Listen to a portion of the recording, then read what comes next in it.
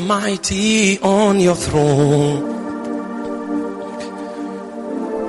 you reign, you ancient Zion's King.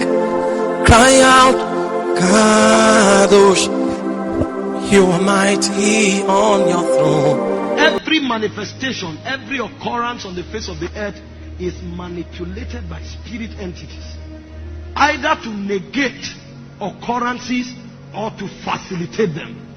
The moment they realize this, they begin to seek the mystery and the intelligence required to align with these spirits in order to have a headway in life.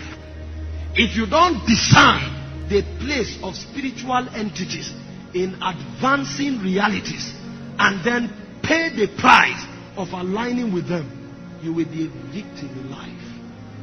You know, when you share these things, most times the people that fight it are either the poor that are not making any progress and are not willing to make progress, or those to whom others have labored for and they are walking in that inheritance. So because they did not pay the price, they will assume that things happen by luck and chance. If they were to go back in history to study by what means the realities they walked in began to flow in their lineage, they will understand that definite prices were paid, deliberate steps were taken, and efforts were put on ground for dimensions to open to them. However, if you are not in the category of such, it is important for you to discern the forces that makes for things to happen and to align with them. In Psalm 24 verse 7, the Lord of hosts was about to make a grand entrance into the realms eternal, and there were forces that were mitigating and limiting the advancement of the Lord of hosts. So if the Lord of hosts is being prevented from entering into dimensions of reality, who are you? He said, lift up your heads, O ye gates, and be ye lifted up, ye everlasting doors, that the King of glory may come in. You need to pay attention first to the designation and the credentials of the personality that was being prevented from stepping into reality. One, he was called a king. The Bible said in Ecclesiastes chapter 8 verse 4, it said, where the word of the king is, there is power. Who can say unto him, what doest thou? But the gates are not conscious of your authority until you exercise them. So a king came in his glory. He didn't come forgetting his glory. The Bible said he was addressed as the King of glory. He came with majesty, but the gates will not respond until authorities were enacted. You cannot come to a place and say, I am a prophet, so I will succeed. They don't care the designation with which you come. You can't come to a place and say, I'm an apostle. There are over 1 million apostles in Nigeria. They are not heard. They don't hear you because you have credentials. They don't hear you because you have a track record. They don't hear you because you look good. You don't get the contract because you have experience. You don't get the job because you made the first class.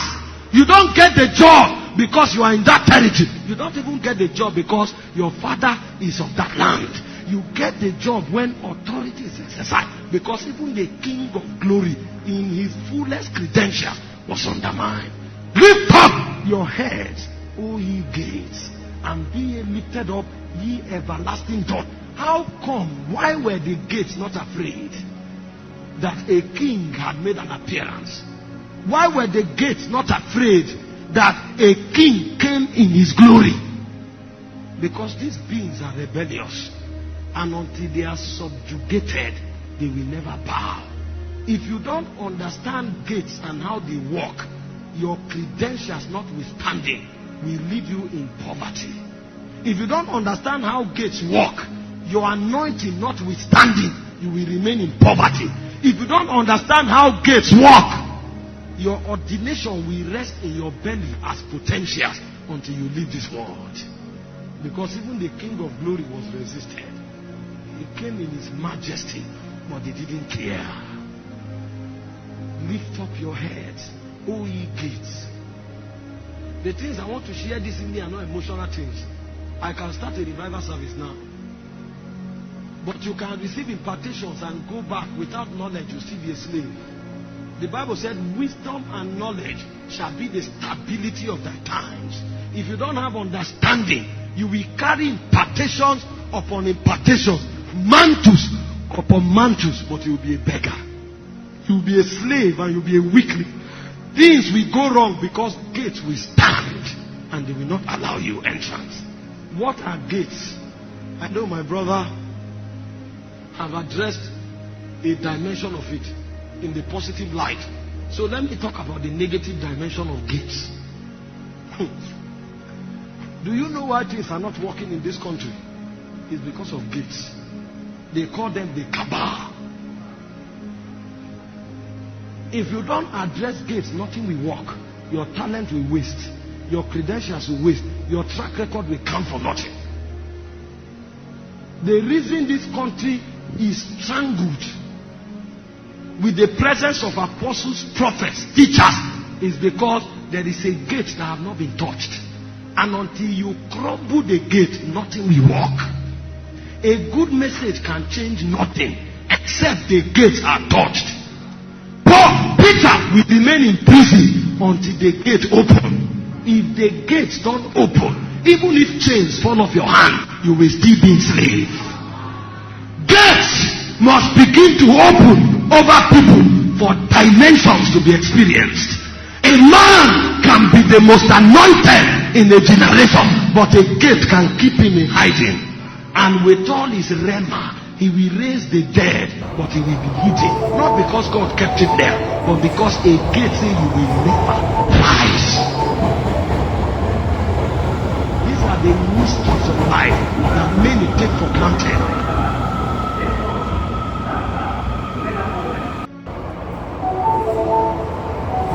So if the gates are not dealt with, the King of Glory will stand in his history. And then you look at him and say, what a king. He was not the throne.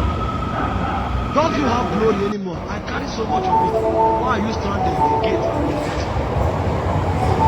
You know, many people who you see walking on the street standing, it's not because their potential is not sufficient to change the nation. The gates are locked. You see a man full of wisdom. Every problem you begin to talk about, he has 30 solutions to it. Then you now wonder, why are you here? The gates are locked. Some people even have money, but the gate to business is locked. So every investment they do, they fail. And they keep losing millions upon millions. And then you say, what is going on? The guy came into business with 30 million. After 2 years, he's left with 2 million. What is happening? I thought you came into business. The gates are locked. If he doesn't know the way to the city, he will waste everything he has. And even if he keeps it, it will be of none effect, because the gates are locked. So one of the intelligences for advancement in life is the ability to break open gates, because most times they refuse to open. So you break them.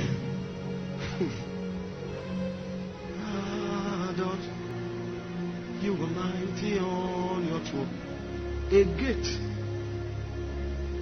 is actually a conclave of spiritual entities that exercises authority and dominion over people, over systems, over territories, and over nations. It's a conclave, a company of spiritual entities and forces that exercises dominion over people, over entities, over systems, and over territories, and over nations. They are the forces that determines whether things happen or not. And the problem is this: if you are not able to deal with the gate, everything you have is a waste. You may not believe what I'm telling you, but don't allow life teach you. You may learn it when you are 90 years old. And the battles you don't win will become warfare for your children.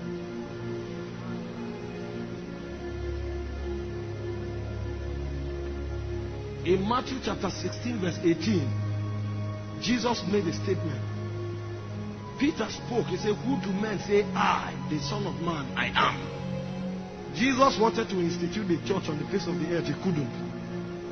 Because he knew that if the gates of hell are not dealt with, it's a waste to start the church. Meanwhile, somebody enters a territory and he starts International Revival Center.